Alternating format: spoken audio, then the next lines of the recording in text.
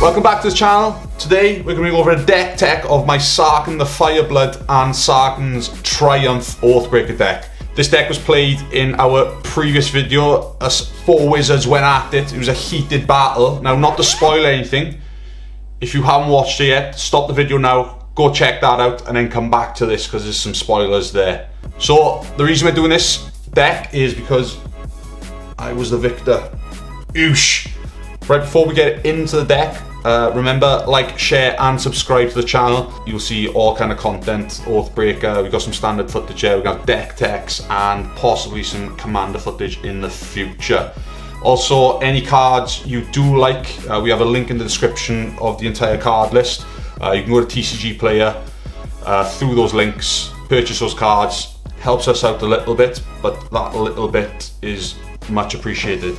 So let's go through what I've got in my deck.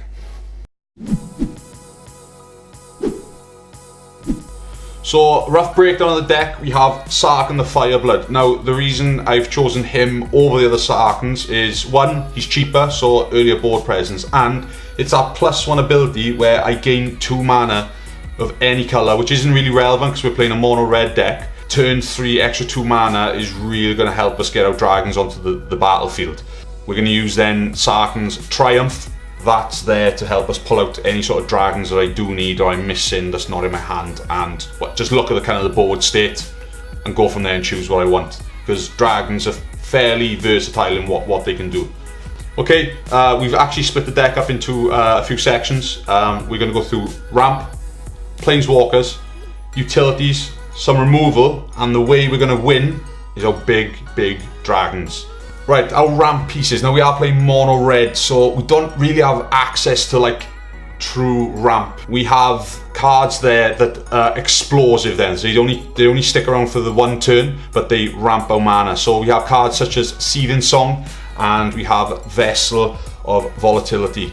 We want on like turn 3 and 4, we just want that extra push to get us up to 6-7 mana, because our dragons are very expensive, and if we take that long to get to our dragons, we're pretty much dead in the water, so we won't have a board presence.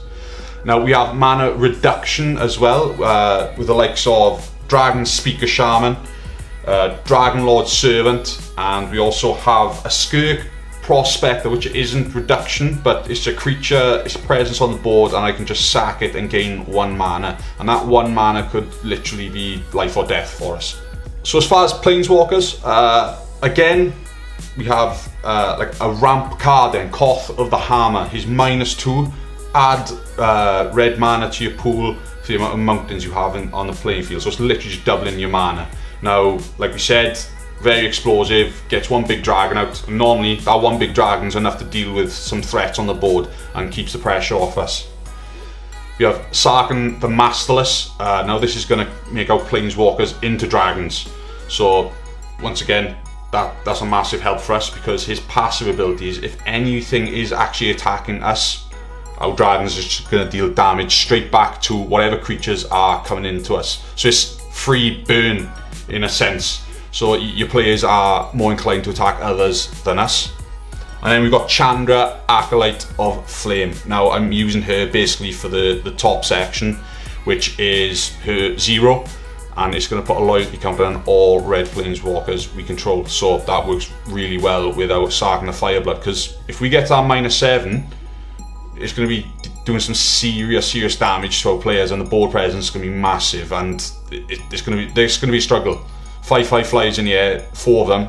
That's a massive struggle for any deck. So, onto utilities. Now, these cards are set aside to make the deck a bit more efficient. So, red, again, doesn't have access to a lot of card draw. You're not being able to search your deck, scries, anything like that. So, I've chucked artifacts in, such as Sensei's Divine in top.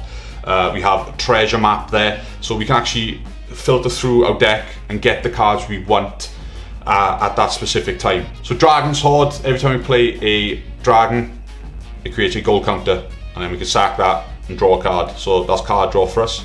We also have Sword of Feast and Famine. Who doesn't love a sword? Literally untapping our lands, giving us an extra chance to play more dragons, more spells, and things like that. And then we have a Light Up the Stage. It's sort of card draw. So those are utilities, and that should hopefully get us to our dragons. So in our removal section, don't have a lot of it, but there is some there. Lightning Bolt, not much to say there, 1 CMC, 3 damage. We have Draconic Roar. Does 3 damage to target creature. If I reveal a dragon, which more often than not we're going to have, it's going to do 3 damage to that creature's controller as well. Then we have Dragon's Tempest. So like this card is crazy good in our deck. It's going to allow our dragons to have haste, which is amazing. But then, so when a dragon enters the battlefield, it's going to do X damage, where X is the number of dragons we have on the field, to creature or player. So again, sort of removal, depends on our board state again. Sarkhan's Unsealing. If a creature with CMC 4 to 6 comes into the battlefield, deals 4 damage. Card comes in 7 CMC or higher, it's going to do 4 damage to each player and each creature on the battlefield. So more often than not, it's going to be taking out some of the lower level creatures, and our dragons aren't really going to get touched because they're far more powerful than that. Cool, so on to the big scary dragons. Now, in the gameplay, you've seen the likes of Sarkhan Hellkite, you've seen Dracoseth, Maw of Flames, Ryusu, the Fallen Star, with some of the cards you've seen. Now, you saw me search out for Dracoseth because I was able to get that out the next turn. This card is stupid value. Yes, he is 7 CMC, but with all the reductions we got on the battlefield, that's not an issue for us at that point. When he attacks, he's doing 4 damage to any target, and then he's doing 3 damage to another 2 targets, and that's just him attacking. He's a 7/7 flyer in itself, so that's going to do a huge amount of damage. Pal?